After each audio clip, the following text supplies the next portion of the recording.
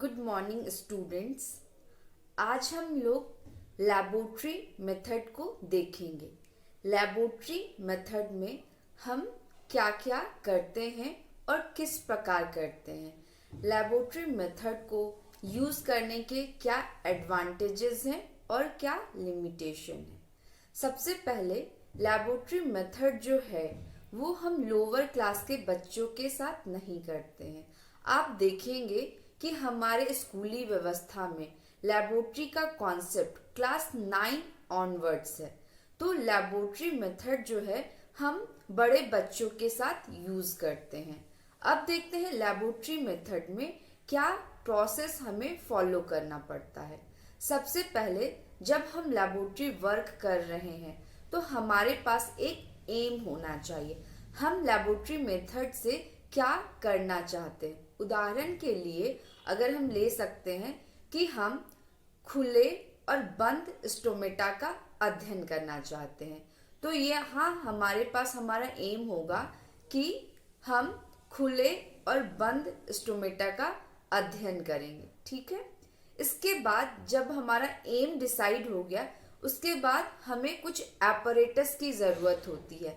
हम अध्ययन जो करेंगे उनके लिए किन किन सामग्रियों की जरूरत है, जैसे ओपनिंग एंड क्लोजिंग स्टोमेटा का स्टडी करने के लिए हमें माइक्रोस्कोप की जरूरत होगी, ग्लिसरीन की जरूरत होगी, हमारे पास सफ्रानीन फॉर कलरिंग एजेंट की जरूरत होगी, ब्रश की जरूरत होगी, ब्लेड की जरूरत होगी, प्लांट लीफ की जरूरत होगी, बिकर, वाटर और भी बहुत सारे सामग्री हैं जिनकी जरूरत होगी, जैसे कि forceps, brush, needle, watch glass etcetera.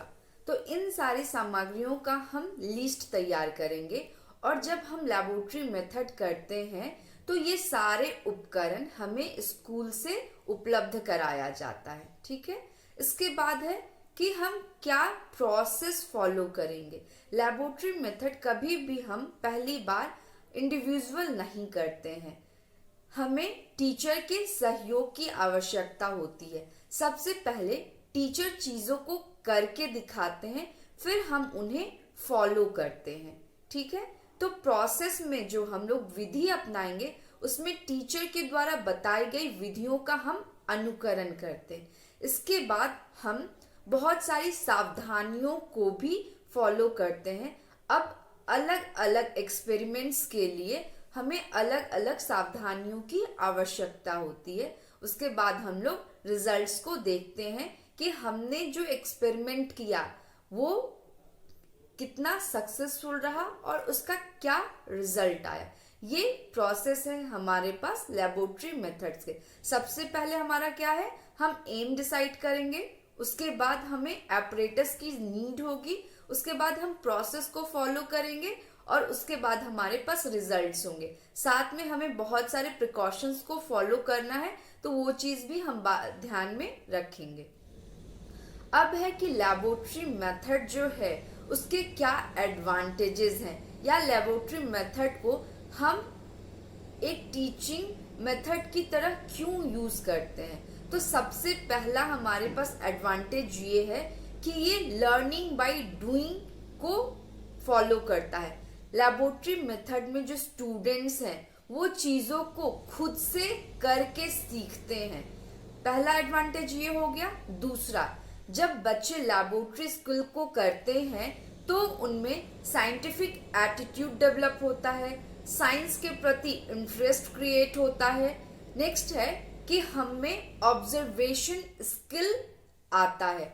Laboratory method में बिना ऑब्जर्वेशन के हम काम नहीं कर सकते हैं। उसके बाद नेक्स्ट है चीजों को कैसे सिस्टमैटिक किया जाए, ये भी हम लैबोरेटरी मेथड में सीखते हैं। अगर हम चीजों को सिस्टमैटिक नहीं करते हैं तो हम जो एक्सपेरिमेंट को कर रहे हैं वो हमारा सक्सेसफुल नहीं होगा।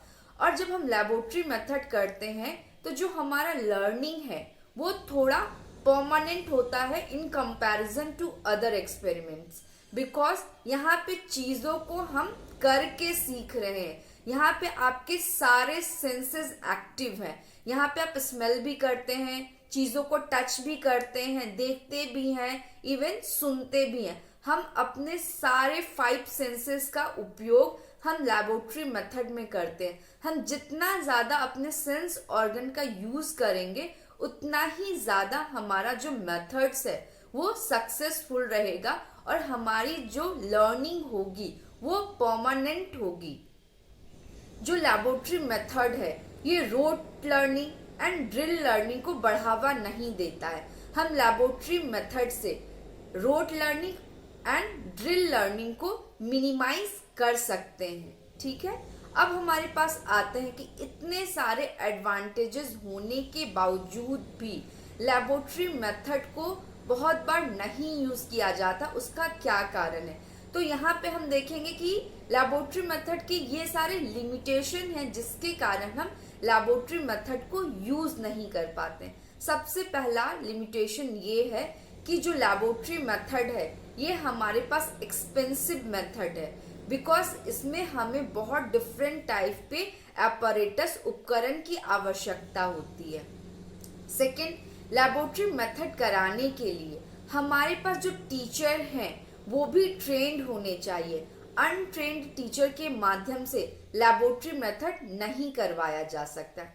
नेक्स्ट हमारे पास है कि लैबोरेटरी जो मेथड है ये हम स्मॉल ग्रुप्स ऑफ चिल्ड्रन के साथ कर सकते हैं। आप मैक्सिमम 10 से 12 स्टूडेंट को लेकर ही लैब वर्क कर सकते हैं, बिकॉज किसी भी स्कूल में इतने सारे एपरेटस नहीं होते हैं कि एक साथ 10 या 12 से ज्यादा बच्चों को हम डील कर सके। और लैबोरेटरी का साइज भी हमारे पास बहुत ज्यादा बड़ा नहीं होता है, इसलिए भी हम ज्यादा बच्चों को इन्वॉल्व नहीं कर सकते हैं। लैबोरेटरी मेथड में चीजों को बहुत ही सिस्टमैटिक करने की जरूरत होती है, तो बहुत बार क्या होता है कि बच्चे अच्छे से कर नहीं पाते हैं और हमारा जो एक्सपेरिमेंट्स का रिजल्ट अच्छे से नहीं आता है। तो लेकिन in spite of these limitation laboratory method हमें यूज करना है, बिकॉज अगर हम साइंस के टीचर हैं तो हमें लैबोरेटरी मेथड के माध्यम से बच्चों को एक्सपेरिमेंट्स करके दिखाना है, बच्चों को एक्सपेरिमेंट करवाना है। और बच्चे जब तक एक्सपेरिमेंट नहीं करते, चीज़ों को खुद से नहीं करते हैं, तब तक वो चीज़ों को बहुत अच्छे से सुनकर और देखकर नहीं समझ पाते हैं। लैबोरेटरी मेथड के द्वारा ही हम बच्चों में साइंटिफिक एटीट्यूड डेवलप कर पाएंगे। अगर हम लैबोरेटरी मेथड नहीं करवाते हैं, सिर्फ हम बच्चों को लैब के बारे में बताते हैं, तो बच्चों में ना तो साइंटिफिक एटीट्यूड डेवलप हो पाएगा और ना ही बच्चे बहुत ज़्यादा साइंस के प्रति इंटरेस्ट लेंगे। लेकिन जब हम लैबोरेटरी मेथड करवाते हैं तो बच्चे बहुत ही ज़्यादा इंटरेस्टिंग रहते हैं टॉपिक के प्रति और चीज़ों को करके सीखने के लिए उत्सुक रहते हैं। इसलिए एज ए टीचर हमें लैबोरेटरी मेथड ज़रूर करना चाहिए।